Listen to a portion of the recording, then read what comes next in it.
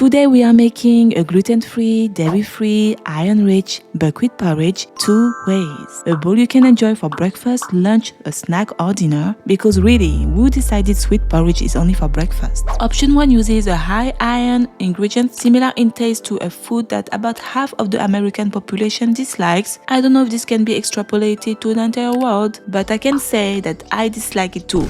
But I promise, in this bowl, it's actually not that bad. Option 2 is my personal favorite for pure taste, a little less iron but maximum comfort. If you are new here, I'm Bambi and I'm on a mission to fix my iron deficiency. Changing the way I eat is a huge part of that. Just like the other recipes in this series, both porridge versions hit at least 9 milligrams of iron, non-heme in today's case, half of your daily requirement if you are a premenopausal woman, plus at least 50 milligrams of vitamin C to help you actually absorb it. Let's make it. Starting with our base, buckwheat. Don't let the name confuse you. Despite the wheat, there is no actual wheat or gluten in it at all. In the past, I have used buckwheat flour mixed with water and salt, fermented it for hours to make savory galettes. It's a traditional dish from Brittany, France, and that version has a distinct rustic, slightly sour taste. But using whole buckwheat groats, skipping the fermentation, was completely new to me. Obviously, it's much milder in taste this way. They look like this, and once cooked, they turn chewy with a lovely soft bite. Half a cup of uncooked groats, it's enough for 2 people if you are light eaters, or pairing it with something savory like I'm doing here.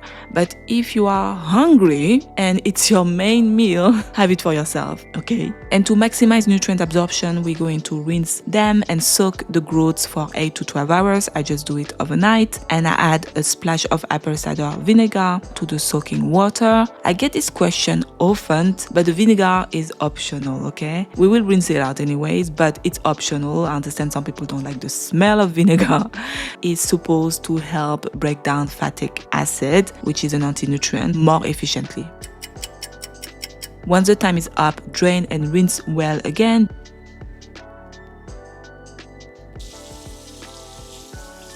Then set aside. Now take your pot, put in the coconut milk, the water and a pinch of salt.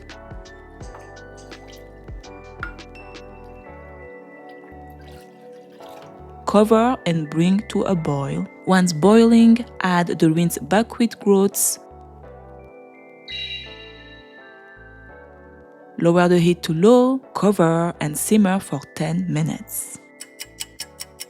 And that's it. Turn off the heat. That's our base. Next, we are going to have fun by adding toppings that will add even more nutrients to our bowl, and I have 2 options for you. The version 1 is the super iron optimized bowl. So first we add the tahini, which is iron rich. If you are worried about the anti-nutrients in the tahini, you can of course skip it or replace it with another butter like cashew butter or some ground flax seeds, which will also help thicken up the mix. Personally, I don't mind using tahini because we are going to get plenty of vitamin C in the bowl anyway, plus beta-carotene, which are great ways to counter those anti-nutrients. Mix well, then add 2 teaspoons of Blackstrap molasses. Yes, I said 2, but it's extremely high in iron, guys. It is, though it varies a lot by brand. I'm using my brand as a reference here, and 2 teaspoons gives about 4 milligrams of iron. Mix it all together. The color isn't the most appetizing, but it tastes better than it looks. Even if, like me, you can't stand the smell or taste of Blackstrap molasses, mix into the coconut milk buckwheat base, the taste is much softer, I promise. You can also start with 1 teaspoon, okay? If you find the mix too watery, don't worry. Just let it sit for 5 to 10 minutes. It thickens as it cools. I usually just let mine cool naturally right in the serving bowl. Finish with 2 tablespoons of a seed powder. So it's a mix of pumpkin, sunflower and hemp seeds. This gives us 2 milligrams of iron and about a cup of mixed berries. As you can see, we have reached and gone way past our goal of 9 milligrams of iron. We hit almost 14 milligrams of iron in this bowl. And when it comes to vitamin C, we are also above our 50 milligrams target, reaching an estimated 71 milligrams. Yay! You see, it's not that hard, it's not that hard. Before we move to the second version, the one I actually prefer, I want to give a quick shout out to Cookie MD. She shared that she got motivated to finally know her iron numbers and booked a blood test, and that the baseline results are coming soon and she can't wait for it. Congrats to you, Cookie MD, for taking this big step towards reaching optimal. Please, everyone, drop a rocket emoji below to cheer on. Thanks for her. Thank you. If you have a little win to share with us, please drop it as well in the comment. Version 2, the one I actually prefer. We are using the same base, so we start with adding the tahini. But instead of the molasses, I'm going to use 1 tablespoon of date powder.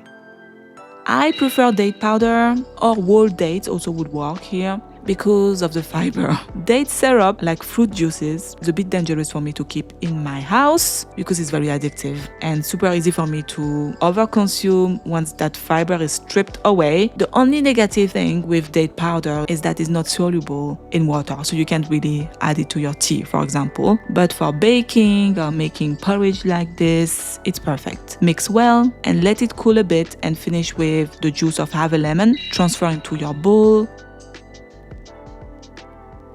Then add your seed powder, the berries again, same as before.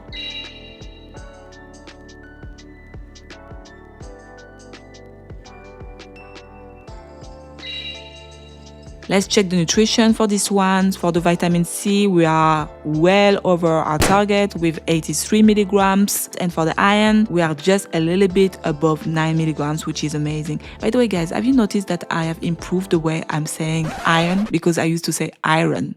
And I might keep saying it sometimes. Maybe I said it, I don't know. But I'm trying my best to say iron. Is that right?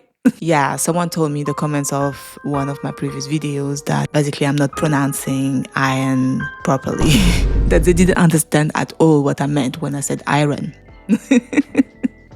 I had no clue. But it's okay, we learn. Since that comment, I'm trying. I'm really trying. It's not perfect, but I'm trying. And for the iron, we are just a little bit above 9 milligrams, which is amazing. This version is very simple but delicious. If you like sweet and sour touches, you will love this. Now, you can get creative with this base. I have added cocoa powder in the past. It was delicious. I added hazelnut butter instead of tahini, for example. It tasted like Ferrero Rocher. I'm not even kidding. It's fair that I haven't had Ferrero Rocher for a long time, and I might be exaggerating, but it tasted very good. But again, I know that cocoa powder isn't the best introduction for an iron-focused video, but if chocolate is calling you, answer it. It's fine, I think.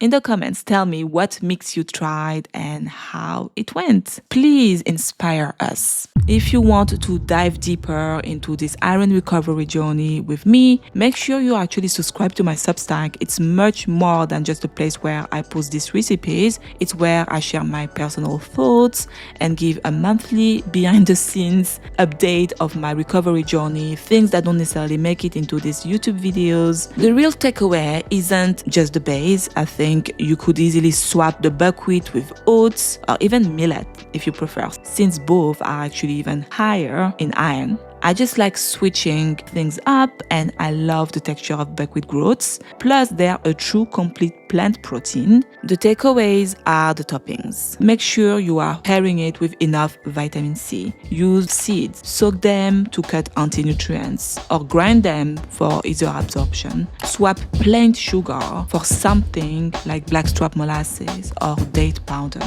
or whole dates. And that's it for this week, guys. Bon appétit. Keep pushing towards optimal. Bisous, bisous, and I'll see you in the next one.